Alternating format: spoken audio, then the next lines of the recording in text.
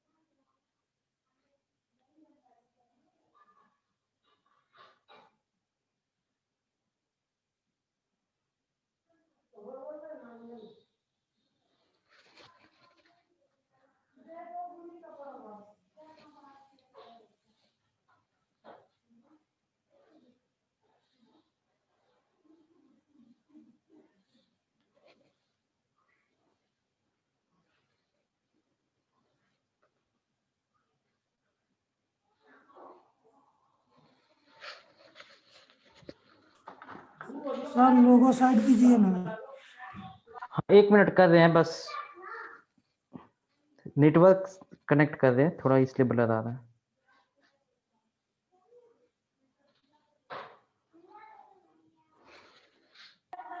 Recording रोक दीजिए sir.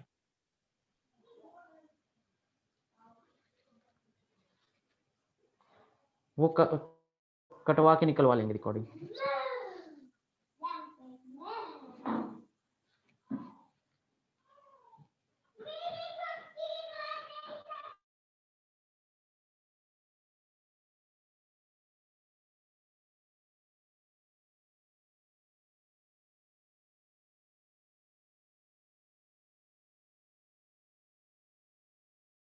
इतना भीड़ कौन सी?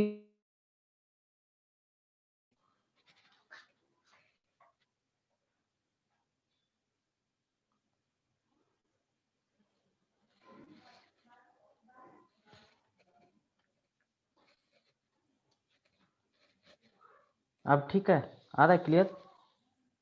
Yes sir. बस सर सही है।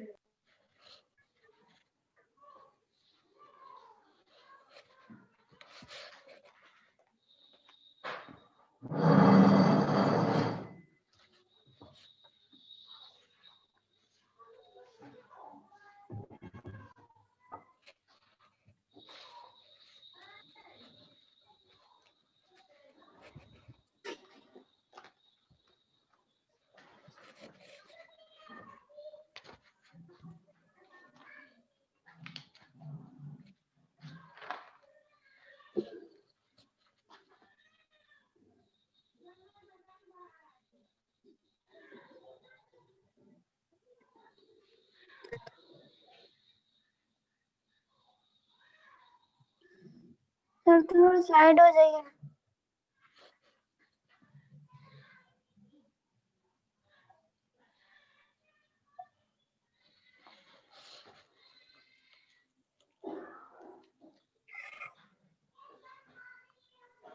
लास्ट में बाउंड्री लिखे हैं। कहाँ पे? लास्ट में सबसे बाउंड्री। हाँ, grain boundary is called grain boundary.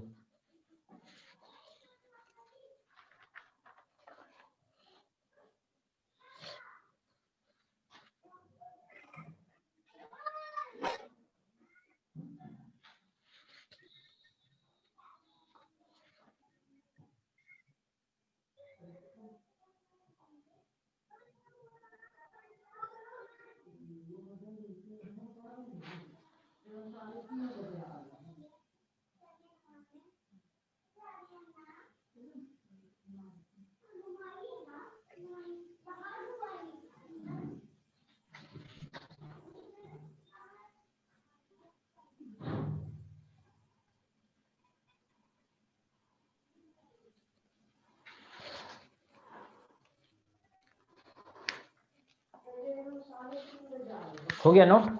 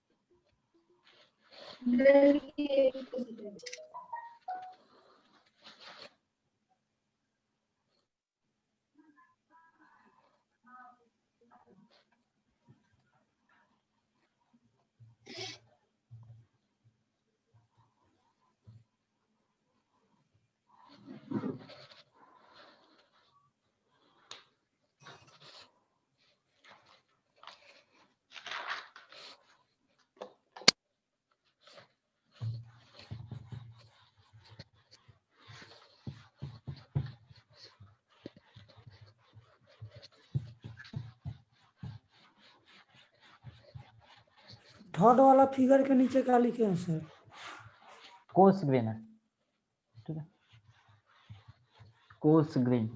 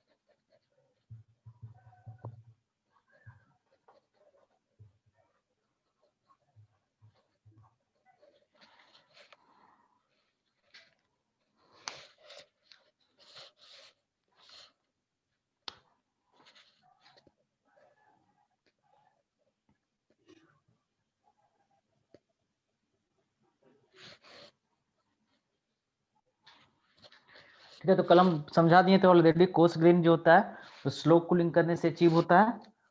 Grain boundary इसमें देखो कम होगा, यहाँ पे देखो बहुत ही कम ग्रेन बाउंड्री दिख रहा है। लो स्ट्रेंथ एंड हार्डनेस होगा इसका, और डक्टिलिटी और टफनेस अच्छा होगा।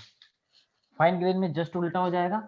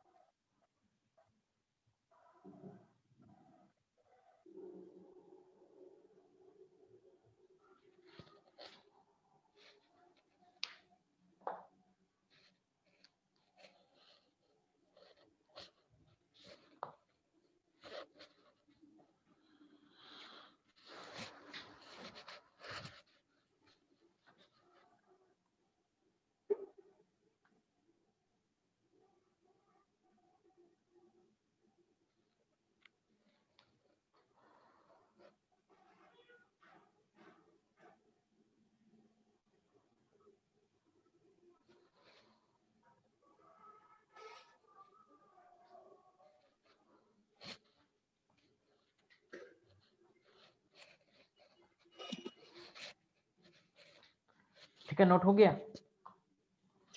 नहीं सर।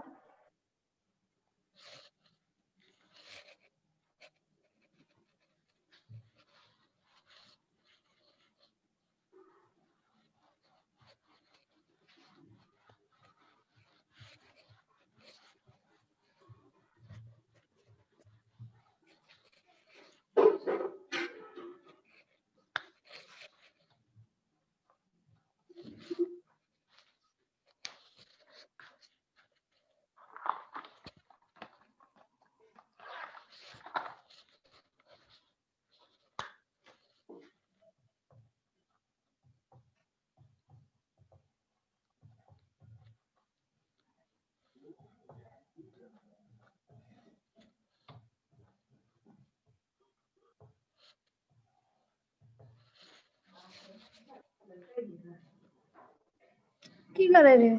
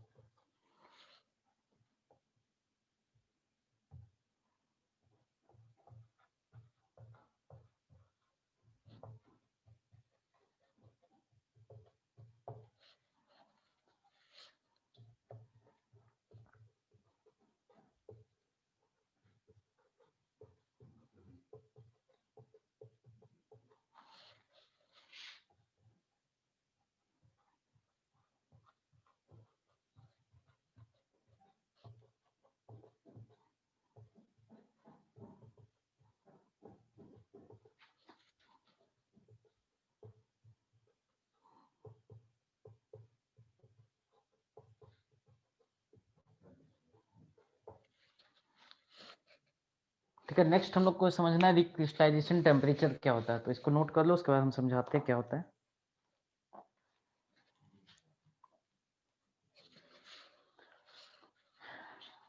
ये नोट हो गया ना, अभी रिवाइज कर दें।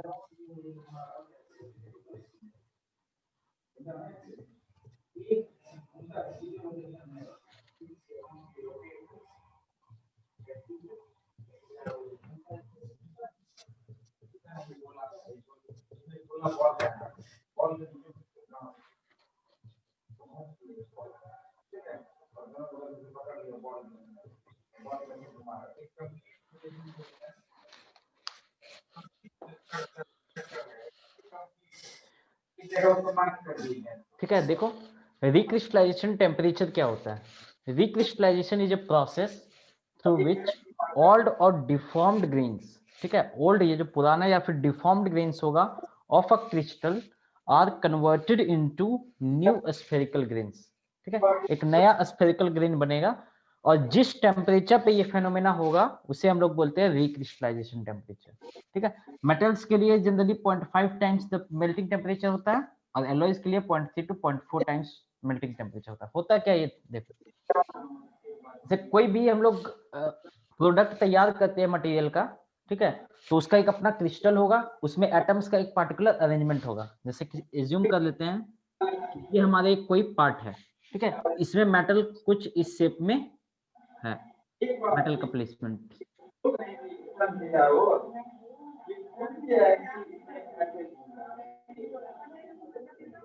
ठीक है, कुछ इस तरह से मेटल का प्लेसमेंट किया हुआ है। हम लोग क्या करते हैं कि बहुत सारा प्रोसेस करते हैं इस मटेरियल से प्रोडक्ट तैयार करने के लिए, तो उसमें भी एक होता है, दो तरह का जनरली हम लोग मेथड तैयार यूज करते हैं, कोल्ड वर्किंग होता है, हॉट वर्किंग होता है। ठीक है, वो बाद में समझाते हैं क्या होता है। तो जब वो प्रोसेस हम लोग करते हैं, जब कोई कोल्ड वर्किंग के थ्रू हम लोग कोई प्रोडक्ट तैयार करते हैं, तो क्या होता है कोल्ड वर्किंग में, जैसे हम क्या किए, इसमें दो रोलर है हमारे पास, ठीक है, दो रोलर है और उसके बीच में ये मटेरियल को पास कर देंगे। तो जब जैसे वो दो रोलर के बीच में पास होगा, वो रोलर क्या करेगा, इसको दोनों तरह से कंप्रेस करेगा और कंप्रेस करके जब प्रोडक्ट तैयार होगा, कुछ देखो इस तरह का, ठीक है, जैसे दो रोलर है, ये मटेरियल इससे होके पास करेगा, तो जब ये यहां से पास करेगा तो ये जब रोलर से होकर निकलेगा तो कुछ ऐसा निकलेगा, ठीक है। ये कुछ इस शेप का प्रोडक्ट तैयार होगा, ठीक है। तो क्या हुआ, ये हमारा ज्यादा इसका थिकनेस था, हम इस थिकनेस को कम कर दिए, ठीक। तो यहाँ पे जो एटम का पोजीशन था वो कुछ इस ऐसा था, और जब ये इससे कंप्रेस होकर निकलेगा तो एटम का पोजीशन कुछ ऐसा हो जाता है।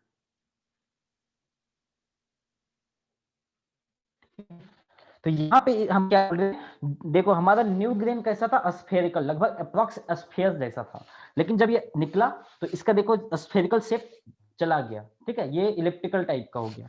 तो इसी को हम लोग बोलते हैं ओल्ड ग्रेन्स या फिर डिफॉर्म्ड ग्रेन्स। ये क्या हो गया, ये हमारा डिफॉर्म हो गया मटेरियल, ठीक है, डिफॉर्म्ड ग्रेन्स।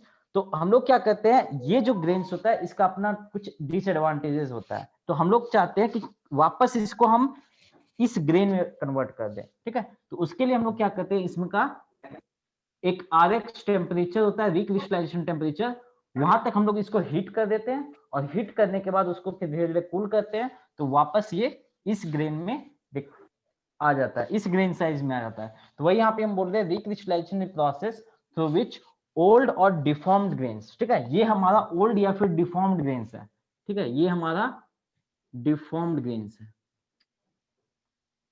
ठीक है। तो ये जो ओल्ड और डिफॉर्म्ड ग्रेन्स है उसको हम लोग कन्वर्ट कर देते हैं वापस न्यू स्फेरिकल ग्रेन्स से। तो जब हम इसे आरएक्स टेम्परेचर से होके पास करेंगे मटेरियल में कुछ ऐसा, फिर इसमें जो ग्रेन्स होगा वो कुछ ऐसा हो जाएगा, ठीक है। ये वापस मतलब न्यू स्फेरिकल ग्रेन बन गया, ठीक है, ये हमारा न्यू स्फेरिकल ग्रेन्स।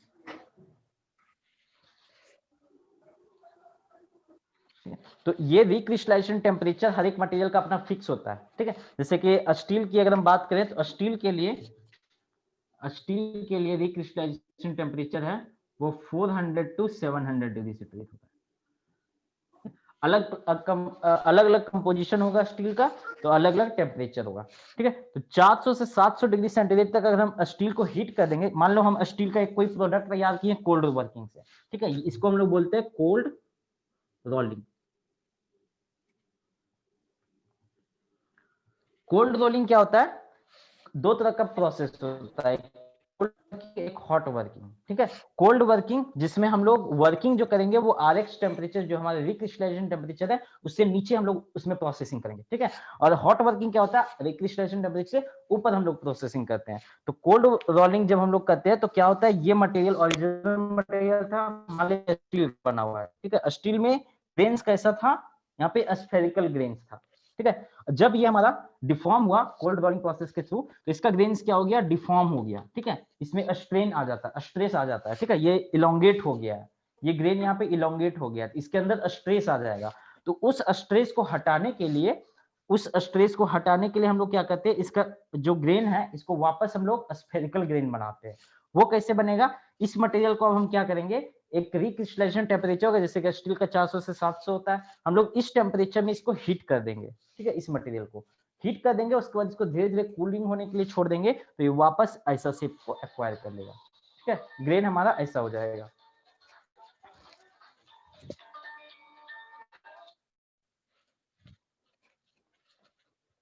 तो हमारा नया ग्रेन फिर वापस ऐसा बन जाएगा। तो रिक्रिस्टलाइजेशन वो टेम्परेचर है जहां पे अगर हम किसी मटेरियल को हीट करेंगे तो उसके अंदर जो ओल्ड या डिफॉर्म्ड ग्रेन्स होगा वो वापस अपने न्यू स्फेरिकल ग्रेन में कन्वर्ट हो जाएगा, ठीक है। ये हमारा होता है रिक्रिस्टलाइजेशन टेम्परेचर। तो जब भी हमें कहीं अगर डिफॉर्म ग्रेन, देखो कोई चीज डिफॉर्म होगा तो उसमें स्ट्रेस आएगा, ये चीज हम लोग पढ़ते हैं कि अगर एक मटेरियल हमारे पास है, नॉर्मल स्टेट में मटेरियल है, वो मटेरियल हमारा लेट सपोज डिफॉर्म होकर इतना बड़ा हो गया, तो यानी इसके अंदर स्ट्रेस आ गया, तो यहाँ पे क्या होता है, स्ट्रेस आ जाता है उस मटेरियल, उसे हमें रिमूव करना है, ये इंटरनल स्ट्रेस के कारण वो ब्रेक कर सकता है, तो उसे रिमूव करने के लिए हम लोग क्या करते हैं, रिक्रिस्टलाइजेशन करते हैं, जिसके वजह से उसका वापस स्फेरिकल ग्रेन फॉर्म हो जाता है, और वो मटेरियल के अंदर जो स्ट्रेस आ गया है वो हमारा निकल जाता है बाहर, ठीक है। इसलिए ये प्रोसेस हम लोग करते हैं।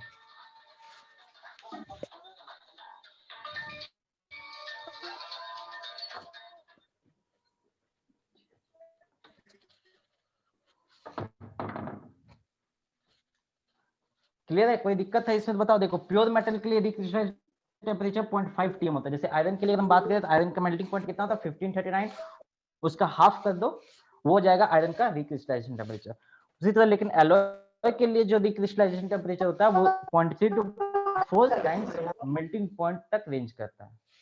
ठीक है, तो मेल्टिंग टेम्परेचर मेरा स्टील का लगभग अप्रॉक्स, ये भी वेरी करता है कंपोजिशन के हिसाब से, स्टील का मेल्टिंग पॉइंट वेरी करता है। अलग अलग स्टील की अगर हम बात करेंगे तो उसका टेम्परेचर मेल्टिंग पॉइंट अलग अलग होगा, इसलिए इसका एक जनरल रेंज है 400 to 700, ये रिक्रिस्टलाइजेशन टेम्परेचर होता है स्टील का। ठीक है, देखो इसका पर्पस ये है कि जब हम लोग कोल्ड वर्किंग करते हैं किसी भी मटेरियल का, कोल्ड वर्किंग करेंगे उसमें बहुत सारा प्रोसेस होता है, रोलिंग होता है, फोर्जिंग, कोल्ड रोलिंग होता है, कोल्ड फोर्जिंग होता है, फिर मेटल फॉर्मिंग, बहुत सारा प्रोसेस होता है जो कोल्ड हम लोग करते हैं। कोल्ड कहने का मतलब हो गया कि हम लोग ये क्रिस्टलाइज टेम्परेचर से नीचे वर्क कर रहे हैं किसी मटेरियल में। अगर इस टेम्परेचर से ऊपर ले जाके उसमें हम कोई प्रोसेसिंग करेंगे तो वो कहलाएगा हॉट वर्किंग, और अगर वो प्रोसेस हम इस रिक्रिस्टलाइजेशन टेम्परेचर से नीचे करवाएंगे तो वो होता है हमारा कोल्ड वर्किंग। ठीक है, तो अगर हम कोल्ड वर्किंग किसी मटेरियल का करते हैं तो उसका ग्रेन्स जो होता है वो डिफॉर्म्ड हो जाता है। ठीक है, हॉट वर्किंग में ये चीज नहीं होगा, हॉट वर्किंग में हम ऑलरेडी इस टेम्परेचर से ऊपर है। ठीक है, तो वहां पे अगर डिफॉर्म भी होगा तो वापस जब वो ठंडा होगा तो। ठीक है, तो यहाँ पे दिक्कत ये है कि यहाँ पे हम लोग रिक्रिस्टलाइजेशन टेम्परेचर से नीचे वर्क कर रहे हैं, इसलिए हमें वापस यहाँ पे रिक्रिस्टलाइजेशन टेम्परेचर पे उसको हीट करना पड़ रहा है, और उसके बाद वो हमारा स्फेरिकल ग्रेन में कन्वर्ट हो रहा है, ताकि मेरा मटेरियल स्ट्रेन फ्री हो जाए। ठीक है, उसके अंदर जो स्ट्रेस आ गया वो हमारा खत्म हो जाए। क्लियर है? कोई दिक्कत समझ में आ रहा है ना?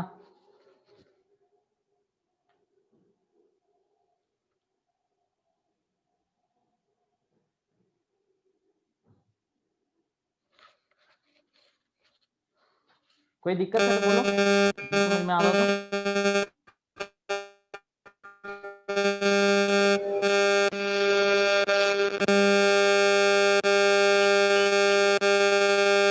आवाज तुम्हारा नहीं आ रहा है। भाई म्यूट कर लो, बहुत कुछ बोल दिया।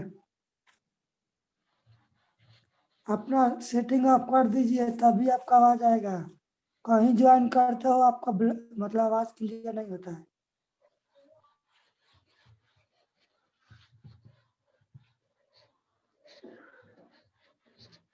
सर चैट बॉक्स खोल दीजिए ना, कुछ लिख कर सेंड करेगा तो मालूम चलेगा।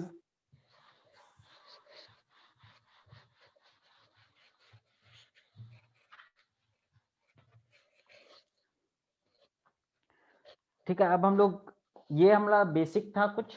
ठीक है, अब हम लोग एक इंपॉर्टेंट टॉपिक में एंटर कर रहे हैं, वो हमारा होता है टाइम,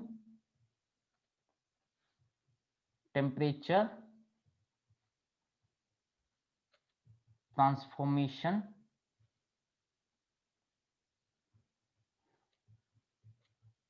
डायग्राम।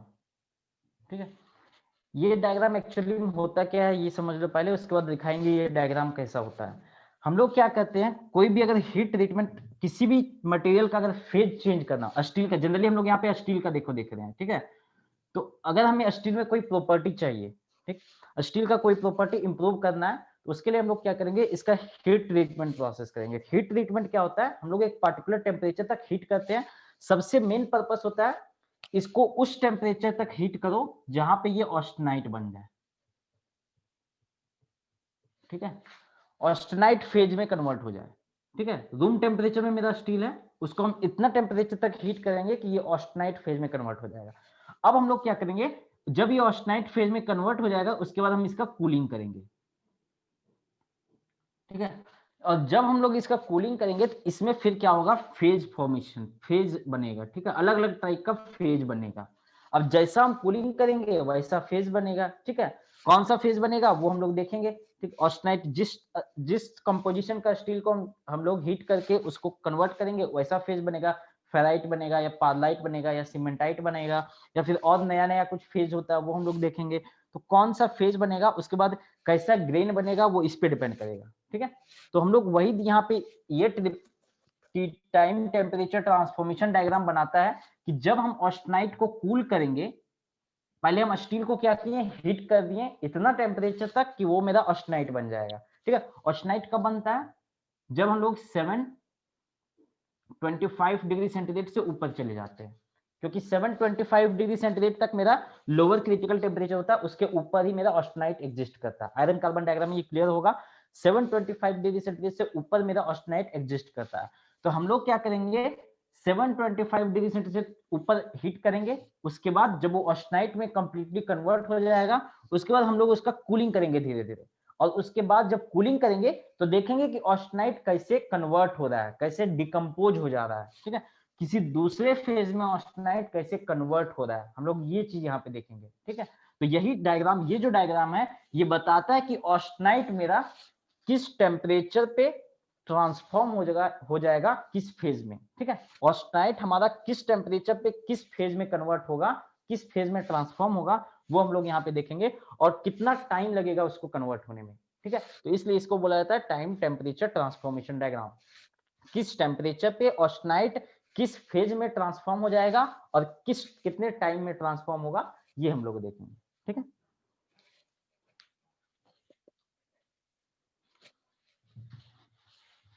तो देखो पूरा सारा हीट ट्रीटमेंट का एक ही पर्पस होता है कि सबसे पहले जो, अगर उसमें हमें कोई प्रॉपर्टी इंप्रूव करना है तो स्टील को ऑस्टेनाइट रीजन में ले जाओ, ठीक है, ऑस्टेनाइट में रीजन में ले जाओ, उसके बाद वहां से हमें जो प्रॉपर्टी चाहिए उस हिसाब से हम लोग कूलिंग करेंगे, ठीक है। अगर तेज कूलिंग करेंगे तो हमें हार्डनेस मिलेगा, स्ट्रेंथ मिलेगा, स्लो कूलिंग करेंगे तो हमें जो है डक्टिलिटी अच्छा मिलेगा, टफनेस अच्छा मिलेगा, और फिर कौन सा स्ट्रक्चर बनेगा ये भी हम लोग यहाँ पे देखेंगे। अगर स्लो कूलिंग करेंगे तो कौन सा स्ट्रक्चर बनेगा, फास्ट कूलिंग करेंगे तो कौन सा स्ट्रक्चर बनेगा, बहुत ही तेज कूलिंग करेंगे तो उससे कौन सा स्ट्रक्चर बनेगा। तो यहाँ से लगभग सारा चीज क्लियर हो जाएगा इस डायग्राम से।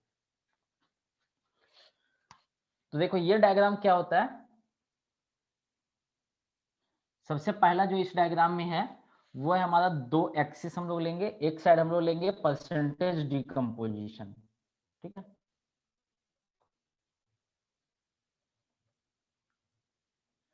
ठीक है, परसेंटेज डिकम्पोजिशन या परसेंटेज ट्रांसफॉर्मेशन बोल सकते हैं, कितना परसेंट मेरा ट्रांसफॉर्म हो रहा है।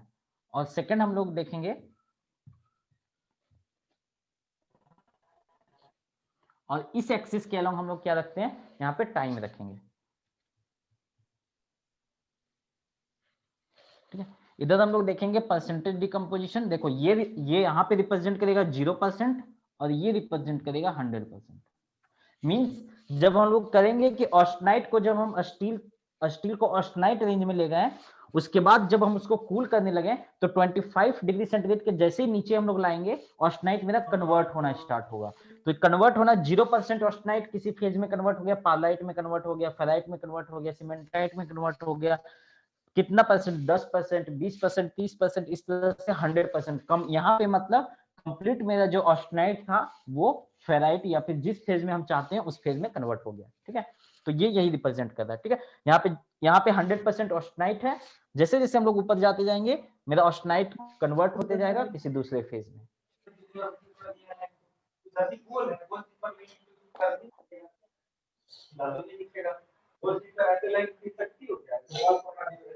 ठीक है, तो देखो सबसे पहले हम लोग क्या करते हैं यहाँ पे,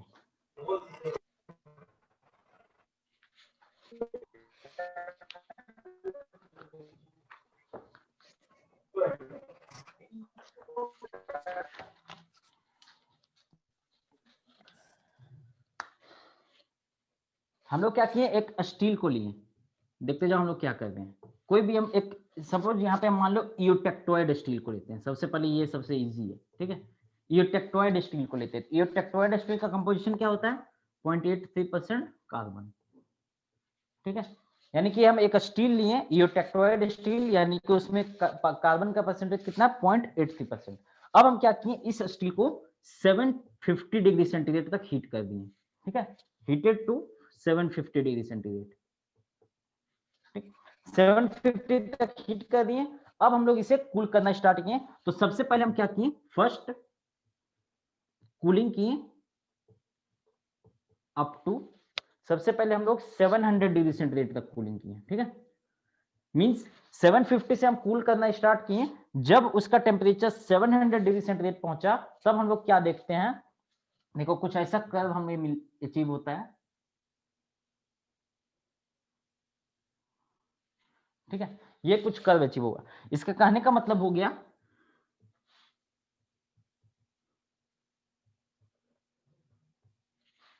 कि जब हमारा 700 डिग्री सेंटीग्रेड का सैंपल को हम कूल किए, ठीक है, यहां तक कूल किए, उसके बाद उसे बाहर निकाल दिए, तो वहां पे क्या हुआ कि हमारा जो ऑस्टेनाइट था वो धीरे धीरे क्या हुआ, देखो यहाँ पे 0% है, यहाँ पे 0%, यानी कि यहाँ पे कंप्लीट ऑस्टेनाइट है। ऑस्टेनाइट धीरे धीरे धीरे धीरे मेरा दूसरा फेज में कन्वर्ट होना स्टार्ट हो गया, ठीक है। टाइम के साथ ऑस्टेनाइट कन्वर्ट होना स्टार्ट हो गया और यहाँ पे 100% मेरा ऑस्टेनाइट दूसरे फेज में कन्वर्ट हो गया, ठीक है, क्योंकि 723 डिग्री सेंटीग्रेड से नीचे तो ऑस्टेनाइट एग्जिस्ट करेगा नहीं। तो यहाँ पे क्या हो रहा है, 700 डिग्री सेंटीग्रेड तक जब हम सैंपल को कूल किए, एक सैंपल लिए स्टील का, उसको 750 डिग्री सेंटीग्रेड तक हीट कर दिए, उसके बाद उसको क्या किए कि हम 700 डिग्री सेंटीग्रेड तक कूल कर दिए। जब हम 700 डिग्री सेंटीग्रेड तक कूल करते हैं तो हमें पता चलता है कि ऑस्टेनाइट जो है वो कुछ इस तरह से टाइम के साथ, क्योंकि ये एक्सिस क्या है, टाइम के साथ, तो धीरे धीरे क्या हुआ, इनिशियली टाइम के साथ ये कन्वर्ट होना स्टार्ट हुआ और फाइनली ये कंप्लीटली किसी दूसरे फेज में कन्वर्ट हो गया, ठीक है। लेकिन देखो ये यहां से यहां तक का जो टाइम है, ये भी तो टाइम रिप्रेजेंट कर रहा है ना, ये यहां से जो डिस्टेंस यहां तक का है ये क्या रिप्रेजेंट कर रहा है, टाइम, क्योंकि इस टाइम हमारा टाइम एक्सिस है। तो यानी कि हम देखने को मिलता है कि जब हम 750 डिग्री सेंटीग्रेड से नीचे 700 तक कूल किए तो क्या होता है, कुछ देर तक ऑस्टेनाइट अपने उसी फेज में रहता है। ये टाइम यही रिप्रेजेंट कर रहा है ना कि कुछ देर तक ऑस्टेनाइट कन्वर्ट नहीं हुआ किसी में, उसके बाद कुछ देर बाद ये कन्वर्जन स्टार्ट हुआ, ठीक है। ये मान लेते हैं कुछ सेकंड है, कुछ सेकंड होता है, ठीक है, बहुत ज्यादा नहीं होता है, कुछ सेकंड तक क्या होता है कि ऑस्टेनाइट कन्वर्ट नहीं होता है, जबकि वो 723 डिग्री सेंटीग्रेड के नीचे एग्जिस्ट नहीं करता है। 723 डिग्री सेंटीग्रेड से नीचे मेरा ऑस्टेनाइट एग्जिस्ट नहीं करता है, फिर भी हम देखते हैं कि 700 डिग्री सेंटीग्रेड पे कुछ टाइम के लिए, ये 2 से 3 सेकंड होता है, ठीक है, 2 से 3 सेकंड के लिए वो अपने ऑस्टेनाइट फेज में ही रहेगा, उसके बाद ये कन्वर्ट होना स्टार्ट करेगा। जैसे इसको जनरली ऐसे समझो कि मान लेते हैं इसमें जो ऑस्टेनाइट है, ठीक है, ये हमारा ऑस्टेनाइट है, जब हम इसको कूल किए 700 डिग्री सेंटीग्रेड तक तो इसके अंदर जो कार्बन था उसे समझ ही नहीं आया कि हम क्या करें, ठीक है। आखिर जब वो ऑस्टेनाइट से किसी और फेज में कन्वर्ट हो रहा है, मींस कार्बन का ही ना चेंजेस आ रहा है, कार्बन अपना स्ट्रक्चर को चेंज कर रहा है अंदर, तो कुछ देर तक उसे समझ में नहीं आया कि हम क्या करें, उसके बाद कुछ टाइम हो गया, उसके बाद समझ में आ रहा है हाँ हमें दूसरा फेज में कन्वर्ट होना है, ठीक है, तो यहाँ पे इस तरह से वो फिर कन्वर्जन स्टार्ट करता है। कुछ टाइम तक ऑस्टेनाइट को समझ भी नहीं आया कि उसके अंदर कार्बन जो है उसे करना क्या है, ठीक है, जब हम कूल कर दिए उससे तो, लेकिन फिर उसके बाद उसे समझ में आ गया कि हमें दूसरे फेज में कन्वर्ट होना है, वो कन्वर्ट हो गया है, ठीक है। ये एक्चुअली कंसेप्ट समझो इस तरह से, ठीक है, तो ये कुछ टाइम लेता है वो, ठीक है, 700 तक गए तो देखे कि यहाँ से यहाँ तक वो टाइम लिया कि हम किसी और फेज में कन्वर्ट होना है हमें, ठीक है, फिर वो कन्वर्जन अपना स्टार्ट किया और फाइनली यहाँ पे जाके कन्वर्जन कंप्लीट किया, ठीक है। ये था जब हम लोग 700 डिग्री सेंटीग्रेड तक कूल किए। अब क्या किए, अब हम लोग देखते हैं कि एक सैंपल लिए और उसको हम लोग 650 डिग्री सेंटीग्रेड तक कूल किए। अब एक नया सैंपल लिए, उसको फिर से 750 डिग्री सेंटीग्रेड तक हीट किए और इस बार उसे हम 650 डिग्री सेंटीग्रेड तक कूल किए। और जब हम लोग 650 डिग्री सेंटीग्रेड तक कूल करते हैं तो पता चलता है कि कुछ ऐसा ग्राफ मिलता है, ठीक है। मतलब यहाँ पे देखो, जब हम 650 डिग्री सेंटीग्रेड कूल किए तो उसे थोड़ा सा टाइम लगा, इसके कंपैरिजन में थोड़ा कम टाइम लगा कि हमें करना क्या है, ठीक है। उसके बाद वो क्या हुआ कि हाँ हमें फेज अपना कन्वर्ट करना है, तो वो फेज कन्वर्ट कर लिया। कार्बन यहाँ पे एक इस तरह से समझो कि कार्बन को समझ ही नहीं आ रहा, थोड़ा देर तक कार्बन को नहीं समझ में आया कि उसे करना क्या है, कि हमें फेज को कन्वर्ट करना है, ठीक है। उसके बाद जब थोड़ा सा टाइम बीत गया तो उसे समझ में आया कि नहीं हम इस टेम्परेचर पे आ गए हैं, यहाँ तो हम ऑस्टेनाइट रह ही नहीं सकते हैं, इसलिए वो किसी और फेज में अपना स्ट्रक्चर को चेंज कर लिया, उसका स्ट्रक्चर चेंज हुआ और यहाँ पे स्टार्ट हुआ और यहाँ फिनिश हो गया, ठीक है। उसी तरह से अब नेक्स्ट स्टेप में हम लोग क्या किए, ये एक्सपेरिमेंट है, ये एक्सपेरिमेंटल रिजल्ट है, ठीक है, जब हम लोग बहुत बहुत सारा एक्सपेरिमेंट करके ये चीज पता किया गया है, ठीक। उसके बाद थर्ड हम लोग क्या किए, इसको हम लोग हीट किए, कूल किए 550 डिग्री सेंटीग्रेड, ठीक है, फिर से हम 750 डिग्री सेंटीग्रेड तक हीट किए और अब हम 550 डिग्री सेंटीग्रेड तक कूलिंग किए। और जब 550 डिग्री सेंटीग्रेड तक कूलिंग किए तो हमें पता चला और तिरछा हो जाएगा, ठीक है, तो ऐसा ग्राफ मिला। अब देखो ये टाइम फिर से कम हो गया, ठीक, यहाँ पे ये जो हमारा था ये कितना था 650 डिग्री सेंटीग्रेड, ठीक है, यहाँ पे इतना टाइम था। अब यहाँ पे जब हम 550 तक कूल किए तो देखें कि बहुत ही कम टाइम में वो अपना फेज को कन्वर्ट कर ले रहा है। ठीक है, बहुत ही कम टाइम में वो अपना फेज को कन्वर्ट करना स्टार्ट कर लिया। ठीक है, और ये टाइम जो होता है वो 1 सेकेंड होता है। ठीक, ये जो टाइम होता है ये 1 सेकेंड, एग्जैक्टली 1 सेकेंड होता है कि 1 सेकेंड बाद तुरंत वो ऑस्टनाइट जो है वो अपना फेज को कन्वर्ट करना स्टार्ट कर दिया। ठीक है, तो ये देखो ये जो टाइम पीरियड बता क्या रहा है, ये टाइम पीरियड बता रहा है कि वो कुछ देर तक ऑस्टनाइट मेरा अपना ऑस्टनाइट फेज में भी रह जा रहा है, जबकि 723 डिग्री सेंटीग्रेड से नीचे मेरा ऑस्टनाइट एग्जिस्ट नहीं करता है, लेकिन फिर भी कुछ टाइम पीरियड के लिए ऑस्टनाइट मेरा एग्जिस्ट कर रहा है 723 डिग्री सेंटीग्रेड से नीचे भी, और इस पीरियड को हम लोग बोलते हैं इनक्यूबेशन पीरियड।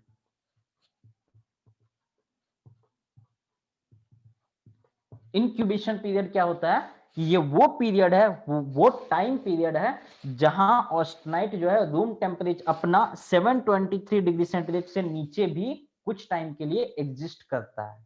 ठीक है, समझ में आ रहा है? अगर कोई दिक्कत है तो पूछो, कोई अगर पॉइंट नहीं समझ में आ रहा तो पूछो। इनक्यूबेशन पीरियड समझ में आया क्या होता है?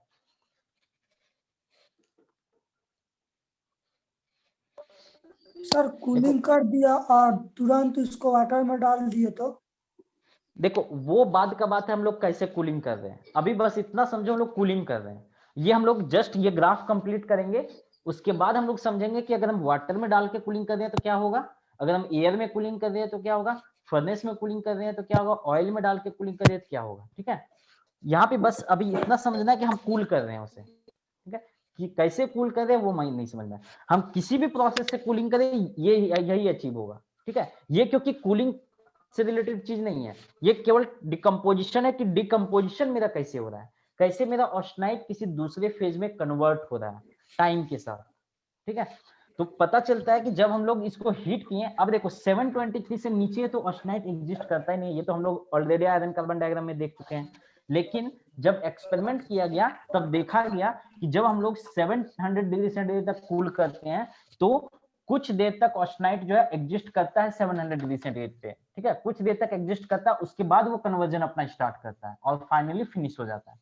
उसी तरह से जब अब हम 700 से 650 में इंटर किए तो देखते हैं टाइम थोड़ा कम हो गया। ठीक है, ऑस्टनाइट जो है अब थोड़ा कम टाइम के लिए एग्जिस्ट कर रहा है और उसके बाद वो कन्वर्जन स्टार्ट किया और फाइनली फिनिश कर दिया। ठीक है, यहाँ पे हमारा ऑस्टनाइट 100% था, धीरे धीरे ऑस्टनाइट कम होकर कन्वर्ट होने लगा दूसरे फेज में, लाइक पार्लाइट, फेराइट, सीमेंटाइट, किसी में भी कन्वर्ट हो रहा, और यहाँ पे कंप्लीटली कन्वर्ट हो गया 100%। ठीक है, उसी तरह जब हम 550 पे गए, 550 पे कूल किया तब पता चला कि केवल 1 सेकंड के लिए हमारा ऑस्टनाइट जो है वो इस टेम्परेचर पे एग्जिस्ट कर रहा है, जबकि इस टेम्परेचर पे ऑस्टनाइट एग्जिस्ट नहीं करता है, लेकिन फिर भी यहाँ पे देखने को मिल रहा है कि वो एग्जिस्ट कर रहा है। ठीक है, तो कितना देर के लिए, केवल 1 सेकंड के लिए, उसके बाद वो अपना कन्वर्जन स्टार्ट कर लेता है। ठीक है, तो ये चीज, उस पीरियड को हम लोग बोलते हैं इंक्यूबेशन पीरियड, यानी कि कितना टाइम पीरियड के लिए हमारा ऑस्टनाइट रूम 723 डिग्री सेंटीग्रेड से नीचे भी एग्जिस्ट कर रहा है। ठीक है, कितना टाइम पीरियड के लिए हमारे ऑस्टनाइट 723 डिग्री सेंटीग्रेड से नीचे भी एग्जिस्ट कर रहा है। जब टेम्परेचर 700 था तो ये कुछ ज्यादा टाइम था, जब धीरे धीरे हम लोग टेम्परेचर कम करते गए, 750 किए, 650 किए तो टाइम कम हो गया, और जब 550 किए तो टाइम कितना बच गया, 1 सेकेंड बच गया। ठीक है, अब देखो अब हम लोग क्या किए, फिर से अब हम 450 तक चले गए, हम लोग अब क्या किए, 450 तक कूलिंग किए। अब जब 450 तक कूलिंग किए तब देखने को मिलता है कि फिर से ये टाइम पीरियड बनना स्टार्ट हो गया। ठीक है, 550 पे कितना था, केवल 1 सेकंड था। हाँ बोलो, कोई दिक्कत है, कुछ पूछना है? सर 0% पे 700 डिग्री सेंटीग्रेड टेम्परेचर है। कहाँ पे? 0% पे ये 0% डिकम्पोजिशन दिखा रहा है। ठीक है, कार्बन का परसेंटेज नहीं है, ये 0% डिकम्पोजिशन दिखा रहा है, मीन्स यहाँ पे ऑस्टनाइट मेरा कंप्लीट ऑस्टनाइट है। ठीक है, यहाँ कंप्लीट ऑस्टनाइट है, जैसे जैसे हम ऊपर जा रहे हैं मेरा ऑस्टनाइट किसी दूसरे फेज में कन्वर्ट हो रहा है। ठीक है, तो 550 पे ये 0% वाई एक्सिस है। ठीक है, और एक्स एक्सिस मेरा टाइम पीरियड है, तो 550 डिग्री सेंटीग्रेड पे मेरा जो टाइम पीरियड होगा जिसके लिए ऑस्टेनाइट एग्जिस्ट कर रहा है वो 1 सेकेंड होता है। क्लियर है? यस सर, और बताइएगा। Yes sir. हाँ, अभी ये ग्राफ कंप्लीट नहीं हुआ, अभी इसके ऊपर भी बनेगा और नीचे भी एक ग्राफ बनेगा। ठीक है, सर ड्राइंग है 5:10। कितना टाइम हो गया? आपके चलते 1 घंटा पीछे ड्राइंग ले गए हैं। 1 घंटा पीछे मतलब? 4 बजे से था तो 5:10 करा दिए। तुम्हारा ड्राइंग तो 7 बजे चलता था ना, जो सोम का क्लास करते थे। हाँ तो उसमें मैम को 6 सेमेस्टर का बताना होता है। तो तुम्हारा ड्राइंग का क्लास कितने बजे चलता है? अब 5:10 कर दिया है। अभी 5:10 है। हाँ चलो ठीक है, अभी यहाँ तक रखते हैं, उसके बाद कल नेक्स्ट क्लास में ओके देखते हैं। सर। भाई लिंक भेज देना। नोट कर लो, नोट कर लो।